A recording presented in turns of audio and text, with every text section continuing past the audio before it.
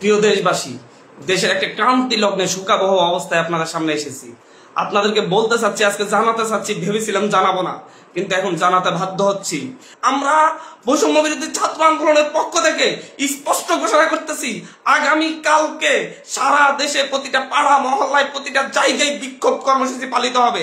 আর আগামী কালকের পরে পরশু দিন থেকে সর্বাত্মক অসহযোগ আন্দোলন পালিত হবে। সর্বাত্মক অসহযোগ, কোন ট্যাক্স দেওয়া হবে না এই সরকারকে, এই সরকারের অফিসে যাওয়া হবে না, কেউ তার অফিসে যাবে না, কেউ তার সরকারি বেসরকারি সকল অফিস বন্ধ থাকবে, সচিবালয় বন্ধ থাকবে, এভরিথিং বন্ধ থাকবে। গণভবনে কোনো বাস গাড়ি ঢুকবে না, বঙ্গভবনে কোনো গাড়ি ঢুকবে না, এভরিথিং অফ থাকবে। এবং সরকারকে সর্বাত্মক অসহযোগিতা করা হবে।